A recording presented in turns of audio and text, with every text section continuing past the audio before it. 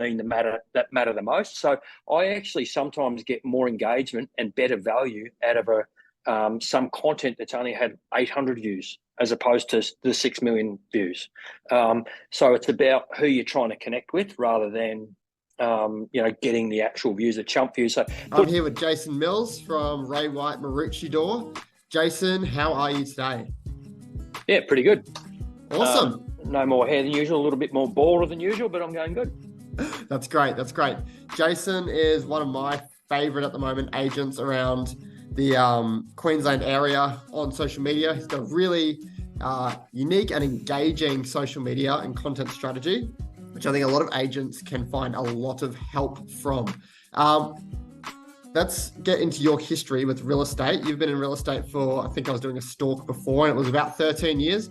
When did you start using social media?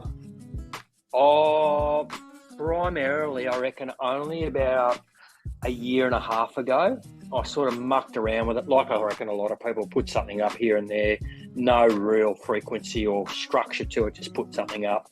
And about a year ago, I think it was, I started to, get a bit of confidence with it. And I think even before that, I started to look at a couple of other people's and go, geez, that's a bit cringeworthy. Why would I want to tune into that? And found myself unfollowing them, even as a real estate agent. You still like to follow other agents, and there's some that I do and some that I don't, just because it's a bit too cringy. But probably seriously about a year ago, to answer that question a bit more directly. Yeah, and what inspired you to do your style of social media? Is it just genuine? It's just what you like, or have you seen it on other people's social medias? I reckon it was my own personality. I feel like as part of a big corporation like a Ray White, there's not really a lot of opportunity to show the general public who you are as a human. And if you don't, and if you follow their marketing guidelines to 100%, then you're pretty much a robotic person and there's no personality. Like, who am I really selling with here? Am I selling with a robot, or am I selling with someone that's a bit more authentic? So it gives me a really good platform to be able to do that. And honestly, I think the first, like anything, like when you're losing weight, even you lose a couple of pounds, you start to get a bit confident, and all of a sudden it starts to become perpetual. Somebody says, oh, geez, you're looking good, you've lost a couple of kilos. And it's the same with social media. Put a couple of posts up, a couple of people liked it, thought it was quite funny and engaging. And I found I got a lot of engagement from it, or interesting. So it wasn't just all about humour, but interesting. And then I guess a culmination of watching other people's content and going, oh, that's why would anybody want to sign up to that 24/7? Like, that's just, all you're doing is being a stereotypical real estate agent and boasting about how good you are and what you sold and what you listed, and look at my car and look at this, what a load of crud. So, yeah, and I've seen some of your ones which have taken humour to that as well, with being in the car and rocking up as if it's your real estate agent. I thought that was really cool. So something that I like to say, which I think you've nailed perfectly, although you do have, I did see a video that went completely viral, which is awesome, but instead of aiming to be the most viral person, because you're only sort of working with your local area, you want to become like the local celebrity. Like, what do you think of that, and how do you think you've positioned yourself with that? Yeah, that reel that you're talking about, it's had 6 million views. Pretty close to it anyway. And if you go and have a look and drill down to all the people that have liked it, it's like people from other countries. Like, who cares? Do you know what I mean? Like, it's a talking point. So when you're in the street, it gives people another opportunity to go, I saw that reel, geez, that went crazy. That's it for me. But it's those conversations that matter the most. So I actually sometimes get more engagement and better value out of some content that's only had 800 views as opposed to the 6 million views. So it's about who you're trying to connect with rather than, getting the actual views, the chump views. So putting audio to it just so that you get 5,000 views. Yeah, it looks great on your numbers and things, but is it really doing what it needs to do? That's not what you should be aiming for, in my opinion. Yeah, for sure. So from idea, conception, I guess, to reality, there's a few different steps some people take. Some people who are new might just pick up their phone and they'll start talking. They'll put on a tripod, they'll start talking to people. You've almost gone that next step by the looks of it. Do you have a production team, and what does that process look like? Yeah, they're mates of mine. So one of them's got just as weird a sense of humour as me. So that's part of the reason. They've just started in what they were doing. So I guess you could say I got mate rates with them, and for them to help me out. I was their first customer. But yes, they do help me. But the only reason they're helping me is because I'm a huge believer in consistency.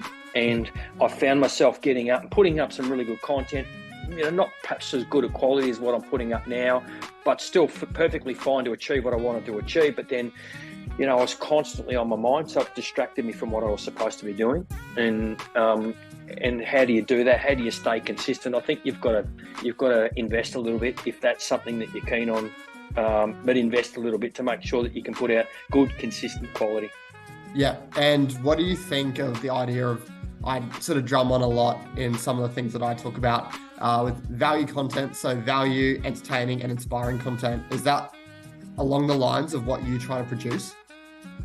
Yeah, well, so for any average punter that works around me, in my mind, why are they going to want to follow me? So you've got to give a little bit of something to everybody, and there'll be people there that are not in real estate mode. So I think that's a big flaw that a lot of agents think. They think that everybody's up there is just bang in real estate mode. But if I use some actual statistics, and I'm not a big stats person, but at any given point on the Sunshine Coast, 6% of people are in real estate mode. It doesn't mean that they're all selling either. So, what you're putting up your posts and your content to target 6% of people, or do you want to try and target 100% of people? You'll capture them as well. So, certainly my content is more around engaging with everybody, and I want anybody that's walking down the street to want to follow. I've got 13-year-old kids, which, to be fair, they're not really the target audience, but right up to 65, 70-year-old people that are following me, but they're all in and around the local area.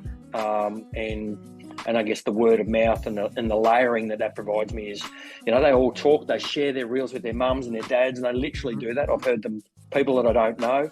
I've even had people want to have selfies with me in the bloody gym. It's just bloody, but that's just off the content. So that's cool, but it's just a talking point, and that anybody would see my content and go, look, I'll follow that bloke. Like, he's not shoving the stereotypical, how good am I, real estate agent? Look what I've listed, look what I've sold, look how much money I'm making, type crap down their throats. So they follow me because they find the stuff entertaining, interesting, and informative. Yeah, look, and I think that you just nailed it on the head there for, content strategies for real estate agents, especially nowadays when you got so much video, is moving away from the business of real estate and selling stories and selling a genuine self and just engaging people, because you want to be that local celebrity. And you got to think, like, if you're just posting your listings, and, I think you got to have your listings in there like you do. But if you're just posting your listings and testimonials all day, every day, why would someone think, oh yeah, that's cool content, I'm going to like it, I'm going to follow that person? Like, they're not going to think that. You got to think, who in my area or in my local suburb, who are they, number one, and what are their interests, number two, and how can I then communify that and go down and integrate myself into the local community and become one of those people and make content around that. And I just think what you've done is just nailed it on the head perfectly. If I can just finish it off, what are some technology platforms that you've used to help streamline this process? Because a lot of agents drum around that they don't have enough time to do social media properly. And I think you got to make the time, because it is the future. I think building your brand online can save you so much time in the future. How have you streamlined that process? Your algorithm helps you a fair bit, hey? Yeah. Like your Instagram algorithm, you just flick through your reels, it starts to learn what your likes and dislikes are. And I think initially it started to show me a lot of Instagram creators and content creators, how to do things, a lot of how to do videos popped up. And that helped me understand. And then it led me down some paths, some applications that I use that help you do it all just on your phone. No cost, free, easy to do. And then you start to build. I don't have a lot of equipment. I've got a little gimbal that you're on now, which is $100. I've got a little ring light. I've got a little lapel microphone that I use, which is $50 from Officeworks. So all of that, real basic sort of stuff. And it's a couple of basic apps, which I'm sure they can reach out to you. I'm happy to share, after the scenes, if someone wants to reach out to you know what apps I use, just tell them that, I'll work it out with you and we can get them that information. But it's easy. You just got to, the bottom line is you've got to have the energy. If you've got to work out why you want to do it, and with that and with the energy, you'll nail it. Your content might be extremely different to mine, but energy is probably going to make you successful in it.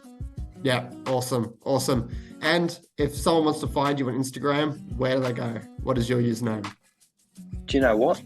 You don't know? I don't even know what hang on. It's jasonmills.realestate, I think. Yeah. Let me have a look. You're about to find out for me. I think it is. No, you're right. I've had a few name changes. jasonmills.realestate. jasonmills.realestate, Ray White, Maroochydore. Anyway, if you search up Jason Mills, you'll find it. You're pretty well known. Awesome. Thanks for jumping on. Right. I hope a lot of people get some value out of this. So thank you very much. I really appreciate that. No stress, mate. Anytime.